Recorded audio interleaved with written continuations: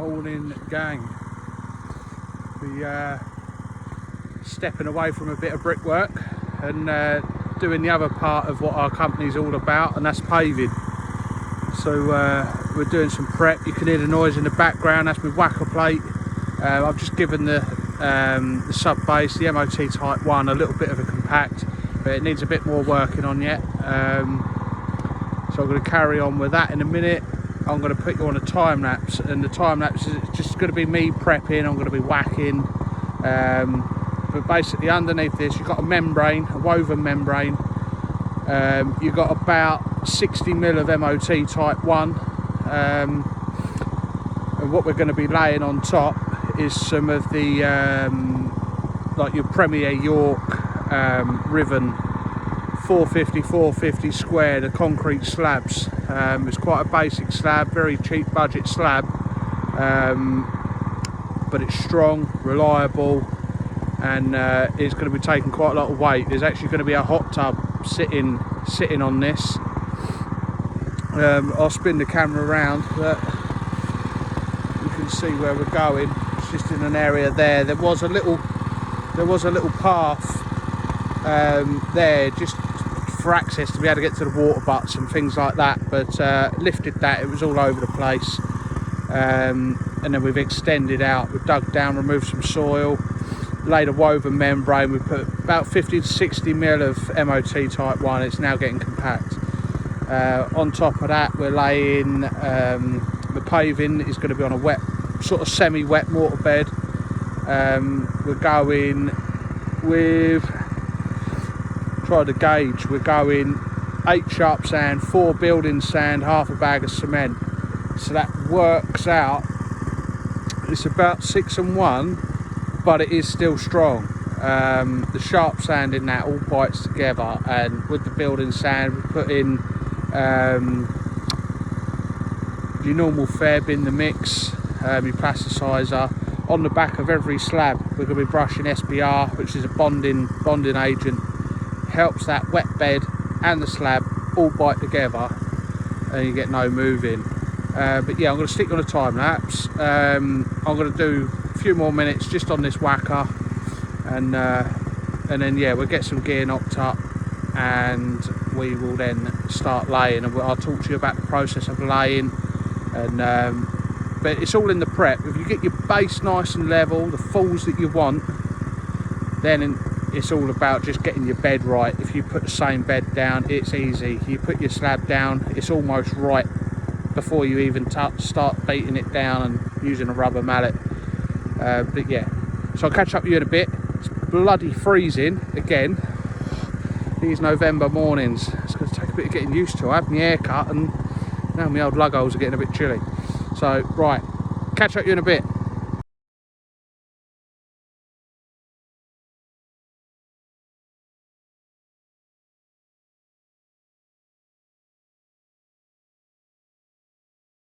Right, so now the whacking's done, nice and flat.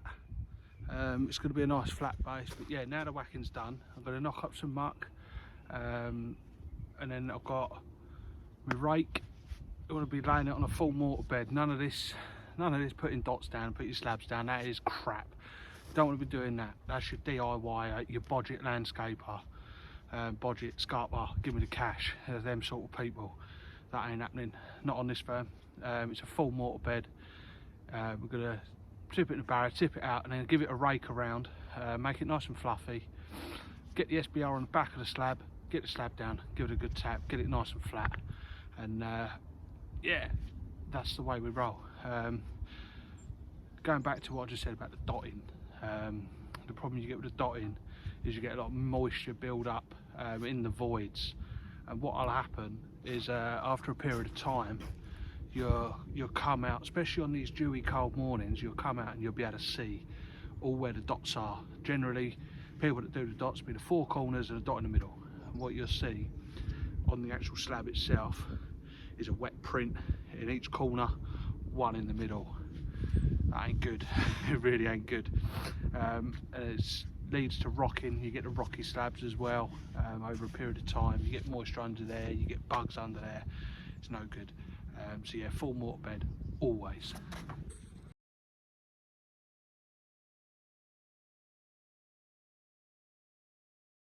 Right, so that little time lapse then, that was the full mix. Like I said, 8 sharp sand, 4 building sand, half a bag of cement, your feb mix, which is your plasticizer. Tipped it out and raked it all around. And as you can see, full bed, no dotting. God, that is cold. Proper Baltic this morning. Yeah, I've got a few down. The first 2 are on a slope going up because the ground level is completely different, and the client didn't want me reducing it all the way down to keep it all perfectly flat. Plus the garden is on a slope. So basically the first couple are going to go up, and it's going to flatten off, be a nice flat area for the hot tub. And we don't want to be sitting in no hot tub on the piss now, do you? The only way you want to be doing that is once you've had a few tins. So yeah, it's going to be nice and flat. Oh, it's cold. Yeah, nice and flat. We're just getting another mix on now. Yeah, I'm going to put you on another time lapse because I've got to keep moving.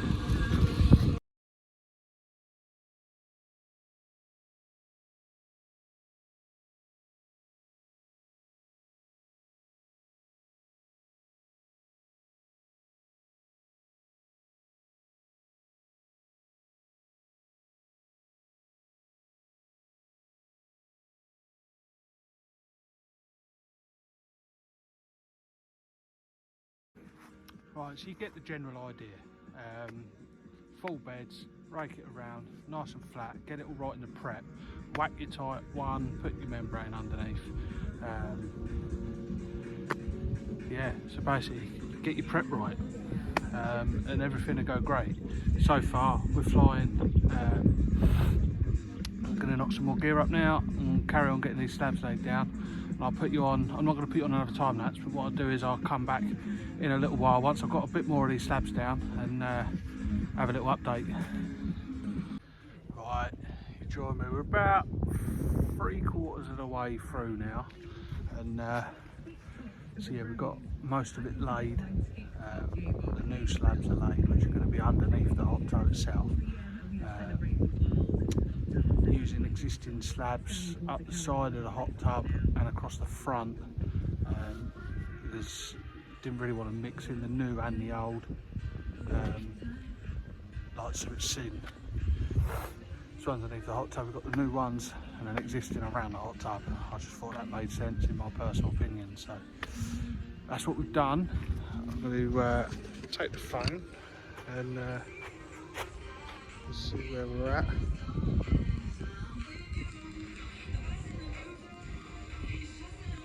That's where we're at the minute, so not a lot left to lay. It's nice and flat. Don't want to be sitting in no hot tub with it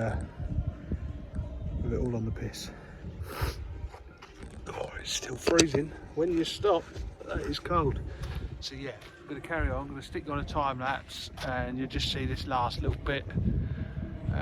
Probably not going to show you right till the end. And what I'll do is at the very end of this video, I'll add on some pictures of all the slabs laid, and then tomorrow we'll be coming in and doing a joining.